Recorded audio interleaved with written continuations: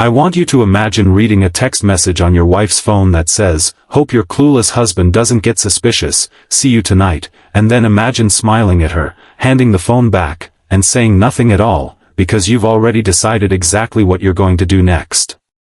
That was me, 5 months ago, and by the time I was done, my wife was on her knees in our living room at 7 in the morning, begging me to undo something that, by then, could not be undone. My name is Daniel Marsh, and this is the story of how one careless text message unraveled an entire life my wife thought she'd built safely behind my back. I need to take you back a little, because the ending doesn't mean anything without the beginning. I'd been married to my wife, Renata, for 7 years. We met in our late 20s, both of us working entry-level jobs in the same corporate building downtown, and over the years, we built what looked, from the outside, like a genuinely solid life. A house in a quiet neighborhood, 2 dogs, a decent amount of savings, the kind of marriage people at parties would point to and say, "Those two have it figured out." I worked as an IT systems manager for a regional healthcare network, a job that was steady, well-paying, and, crucially, involved a lot of quiet, unglamorous background work that nobody at parties ever wanted to hear about. Renata worked as a marketing coordinator for a mid-size architecture firm downtown, a job with a lot more social visibility, more networking events, more late nights, closing out projects with colleagues. I want to be honest with you about something right away, because I think it matters for the rest of this story. I'm not a naturally suspicious person. I've always tended to give people, especially people I love, the benefit of the doubt, sometimes to a fault. So when Renata started staying late at the office more often, when her phone started needing a passcode for the first time in 6 years of marriage, when she started taking calls in the bathroom with the fan running so I couldn't hear the conversation, I noticed all of it, and I still talked myself out of what it obviously meant, for months longer than I probably should have. The man's name, I eventually learned, was Preston Callahan, a senior project director at her firm, married himself, with 2 young kids, a man Renata had mentioned casually over dinner a handful of times as just someone I work closely with on the Ashford account. I'd even met him once at a company holiday party, shaken his hand, made small talk about football. I remember him being perfectly pleasant, unremarkable in every way, which somehow made everything that came later feel even more surreal. The turning point came on an ordinary Tuesday evening. Renata was in the shower, and her phone, sitting on the kitchen counter, buzzed with a text notification that lit up the screen just enough for me to catch a glimpse of the sender's name and the first line of the message without even touching the phone. It said, "From Preston, hope your clueless husband doesn't get suspicious, see you tonight." I stood there in my own kitchen, staring at those words, feeling something cold and heavy settle into my chest, the specific, unmistakable weight of finally seeing plainly what you've been quietly refusing to look at for months. When Renata came downstairs a few minutes later, toweling her hair, she must have noticed something in my expression, because she asked, almost too casually, if everything was okay.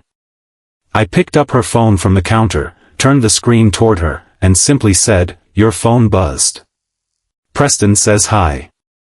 I watched her face for a long moment. There was a flicker of panic, quickly replaced by something more practiced, more composed, the kind of recovery you only get good at with a lot of prior experience covering things up. She laughed, a short, dismissive laugh that I now recognize as one of her signature tools. "Oh my God, that's just an office joke," she said, taking the phone from my hand. "Preston's always messing around like that with everyone. It's honestly kind of an inside joke at this point, don't be insecure about it." I remember standing there, wanting so badly to believe her, because the alternative was too painful to face head-on. So, I want to be honest, I did something I'm not entirely proud of. I played along. "Yeah, no, you're right," I said. "Sorry. Just caught me off guard." She smiled, relieved, kissed my cheek, and went upstairs to get ready for her late project meeting that night, the same kind of late meeting she'd had at least twice a week for the past 3 months. But here's the thing about playing along. I wasn't actually convinced. I was buying myself time. If you've ever had that exact moment, where you already know the truth, but you need just a little more time and evidence before you're ready to face it fully. I think you're going to want to stay for the rest of this story, so go ahead and subscribe now, because what happened over the following weeks is where things get genuinely unbelievable. Over the next several weeks, I quietly started paying closer attention. I noticed patterns I'd been ignoring for months. The specific nights she claimed to have project meetings always lined up suspiciously well with nights Preston's own wife, according to a mutual acquaintance, mentioned he was working late, too. I noticed new lingerie in her drawer that I certainly hadn't bought her, purchases on our shared credit card statement for hotels in a part of town nowhere near her office. I didn't confront her with any of it yet. I wanted the full picture, not just enough to have an argument she could talk her way out of again.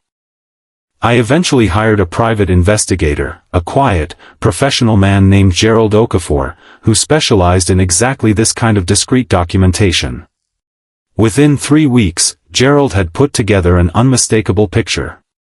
Photographs of Renata and Preston together outside a hotel downtown on 2 separate occasions.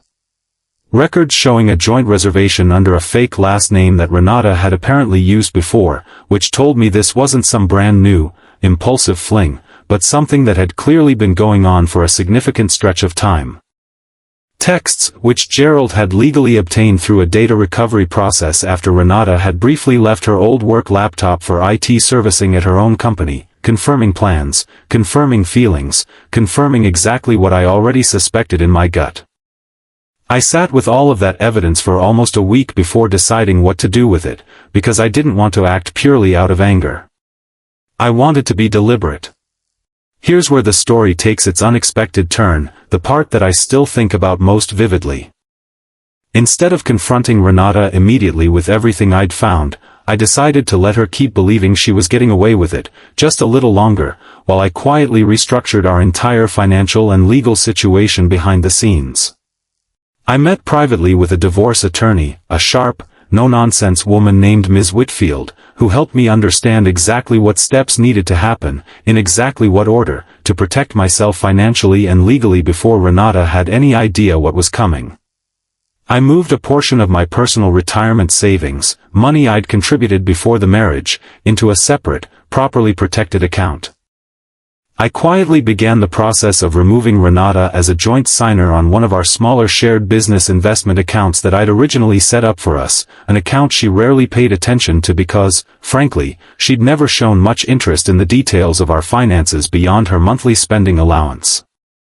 I also, and this is the part that I know some people might judge me for, but I stand by it completely, contacted our mortgage lender and quietly began the process of refinancing our home loan solely under my name, using the justification that I wanted to lower our interest rate, a request Renata signed off on without reading closely, distracted as she was with her own secret life at the time. Legally, everything I did was completely above board. I wasn't hiding anything illegal. I was simply making sure that when the truth finally came out, I wouldn't be the one left financially exposed and legally unprepared. The morning everything came crashing down happened almost by accident, though I'd been quietly positioning the pieces for weeks. Ms. Whitfield had helped me finalize the paperwork the night before, and I'd scheduled a locksmith to come early that morning, not out of spite, but simply as part of formally beginning separation proceedings on a home that, legally, following the refinance, was now solely in my name. I hadn't told Renata anything the night before. She'd gone to bed as usual, completely unaware that by morning, an entirely different chapter of her life would already be underway. At around 7 in the morning, the locksmith arrived to change the front door locks as part of formalizing the legal separation, a normal, if admittedly abrupt, part of the process Ms. Whitfield had walked me through. The sound of the drill against the old lock mechanism woke Renata up, and she came downstairs still in her robe, confused and groggy, only to find a stranger at our front door, an official-looking legal notice already taped neatly to the frame, and me standing quietly in the living room with a folder of documents in my hand. I remember watching her face shift through confusion, then dawning realization, then something close to horror, as she started piecing together what was actually happening. "Daniel, what is this? What's going on?" she asked, her voice climbing with panic. I set the folder down on the coffee table, opened it, and slid it toward her without saying much of anything at first. Inside were copies of the private investigator's report, the hotel records, screenshots of certain messages, alongside the finalized divorce filing paperwork and documentation of the refinanced mortgage now solely under my name. She sat down hard on the couch, flipping through the pages with shaking hands, and I watched, almost in slow motion, as the full weight of what she'd lost, not just the marriage, but the financial security she'd assumed would always be there as a safety net, finally landed on her. "Daniel, please," she said, her voice cracking, tears streaming down her face now. "Please, we can fix this.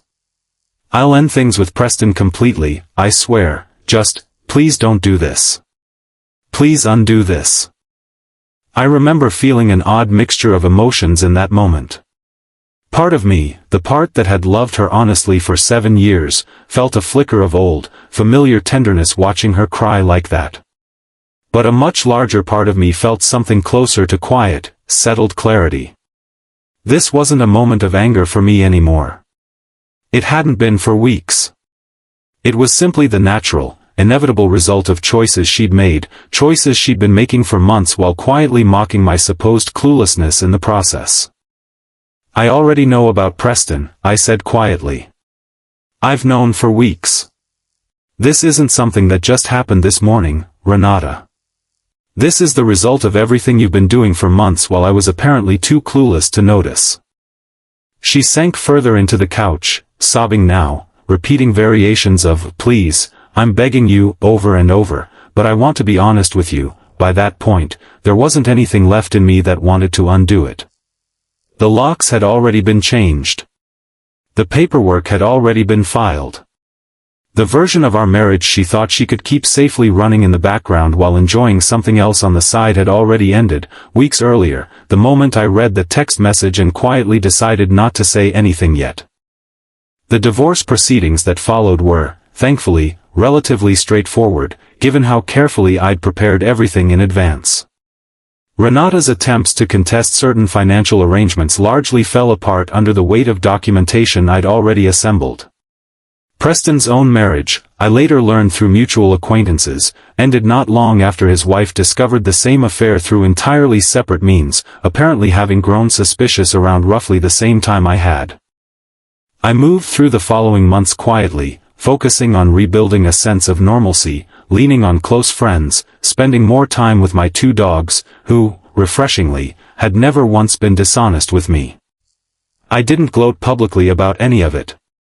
I didn't post anything online, didn't badmouth Renata to mutual friends beyond what was strictly necessary during the practical unraveling of shared responsibilities. What I did take, quietly, from the entire experience, was a renewed sense of my own judgment.